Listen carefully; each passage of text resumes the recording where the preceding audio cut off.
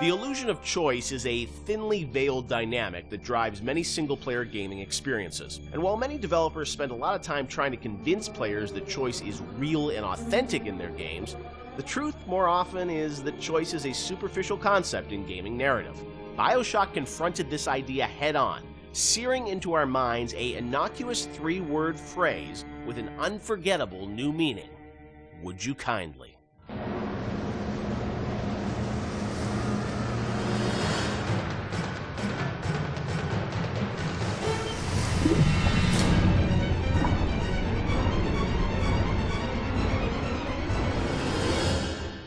Of course, one of the most memorable moments in the game is the "would you kindly" phrase and the reveal of how that's been motivating the player throughout the entire game.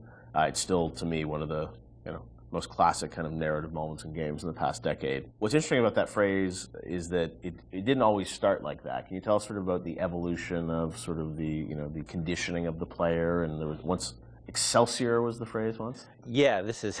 I'm trying to recall some of this. So we had the idea, because we had the Andrew Ryan scene very early, and we knew sort of all the events that would happen. There were phrases before there was "would you kindly." The notion existed and what it meant and what it was, but we didn't actually have the phrase "would you kindly" until later. So we had a bunch of terms we threw in there.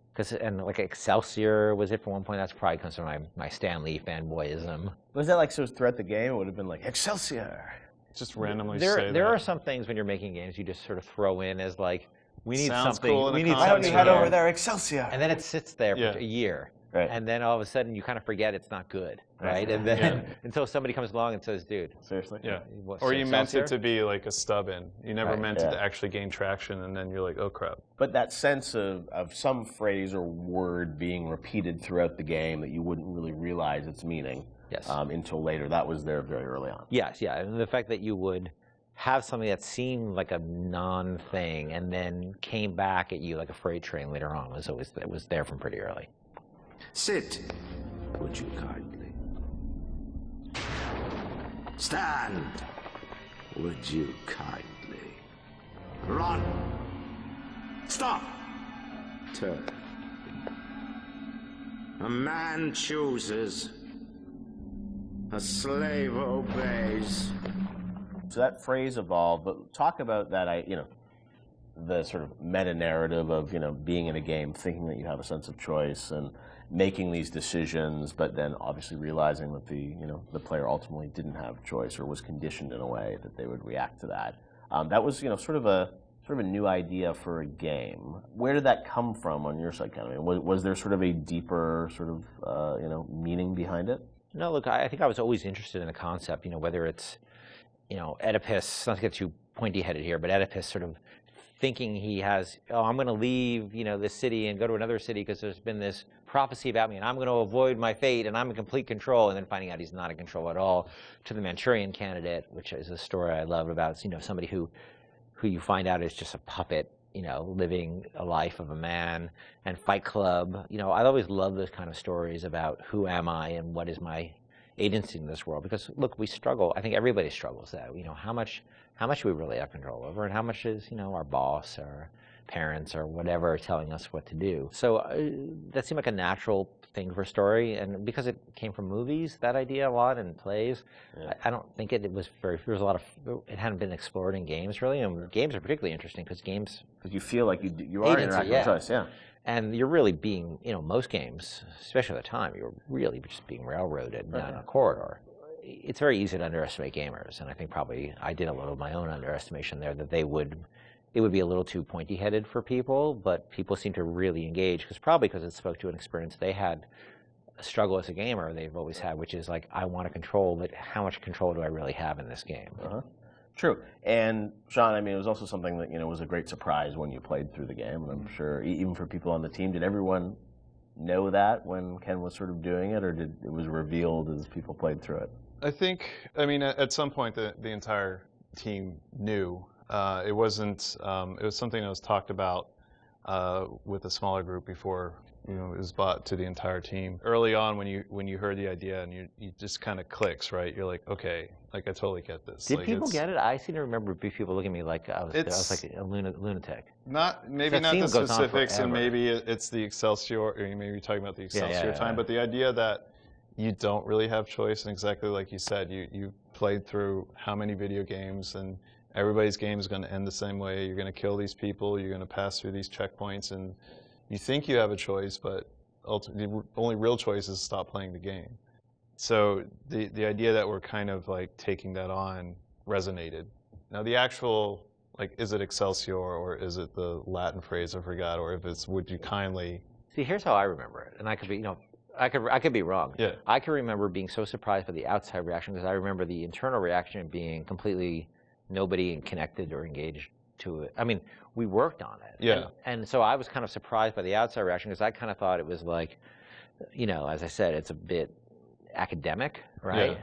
And look, it also could be a function of we're playing it close to the vest. I could be misremembering it, or it could also just be a function of nobody making the game had the experience of playing it through and getting to that moment. Yeah, that's what I mean. Like, it was revealed to them in advance of really playing it, so it wasn't that surprise. Yeah, they had seen it in all its really half-assed, development stages along the way. Out of order. Yeah, out of order and all that. And it's not really something you can play test over an afternoon, because it takes a little while to get to that point. You need to lack the knowledge about what the game is to be able to sort of have that experience all the way through.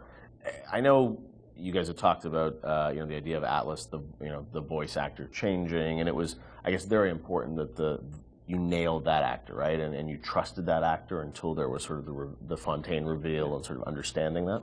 Yes, trust was everything there, right? And so there was something about either the actor or the writing or the accent that just people immediately said, this guy's no good. Right. When the first Atlas we had, because you have to trust this guy, and if you don't, there's no trust. There's no, there's no punch in the gut. I think we've really focused on making him have personal stakes in the story as well. That he had his family trapped. Of course, it was all fiction, right? But he had skin in the game. He sort of spoke to you as a friend, and especially because the whole world was so hostile to you. I think it took a while to get that exactly right. Listen, I've got a family. I need to get them out of here. But the splicers have cut me off from them. If you can reach them in Neptune's bounty, then maybe, just maybe. I know you must feel like the unluckiest man in the world right now, but you're the only hope I'll ever see my wife and child again. Sean, what do you hope is the kind of lasting legacy of BioShock? 10 years hence, a lot of things you guys were doing, have sort of become common now, right? With upgrades and moral choices in games and whatnot. But it was really pioneering work a decade ago. When you reflect on it, what do you hope people remember the game for sort of pushing forward? For me, it's telling a story with the medium and how we used everything available to us to tell that story. We used the environment to set up the backstory of Rapture and really create a sense of space, which I think is vitally important to getting the players to trust that, to sit down and kind of like just be in the space and let these things happen. Even the radio logs, the rudimentary animation that we had at the time. I mean, we really sat down with the tools that we had and at our disposal and tried to tell a meaningful story. Maybe not meaningful, but something that would be memorable to people that they could take away and, like you said earlier, have that water cooler moment where they're excited enough to talk about it after they put the controller down. So for me, I think the legacy is that it was a story well told. For me, it was a sense of place, being like the Rapture is a real thing, even though it's not. It's actually a very crude, from the time, a relatively crude bunch of polygons and texture maps. It's only, the original game is only in 720, I think. And I played a lot of it when we were testing it on a 14-inch, SD television. That it still felt like a sense of place in the music and the characters, that it's a real place. And I think that my memories of the BioShock games was that I take away that Rapture's a real place and Elizabeth's a real person. Those are the two sort of big things that stick with me with those two games, and that's sort of what I'll always, carry forward with me in my life. BioShock is, it's a place, but as we saw with Infinite, I mean, it's an idea, and it's a sort of a type of game. I think a lot of people say, like, oh, this is a type of experience. When you think about, your career where you guys want to go. I mean, that idea of those types of games, do you miss it now that you've sort of moved on to other things now, or do you feel like it's sort of, you've closed that chapter? I mean, it's always a part of what you do. Like, System Shock 2 was a part of BioShock. But it wasn't System Shock 2. It was you're growing past that and trying out new things. I think BioShock and BioShock Infinite, and even going back to SWAT 4, those will always be a part of my experience as a game developer and what we're trying to do with the medium. So I don't think it's something that you just draw a line and say, we'll never return, because there's always lessons that you can learn and things that you bring with you to the next project that you're working on. Yeah. I don't think the new game is going to, people are not going to be surprised that this game is new games from us. They're going to see a lot of what we had done before in terms of world building and aspects of storytelling. The goal is to sort of, move away from the you really have no choice kind of thing, and that's a very, very, very, very hard problem which we spent years working on. But we're building upon a foundation of stuff we've done before, just trying to go in a different direction with it. But it's always going to be part of our DNA. City where the artist would not fear the censor, where the scientist would not be bound by petty morality, where the great would not be constrained by the small. And with the sweat of your brow, rapture can become your city as well.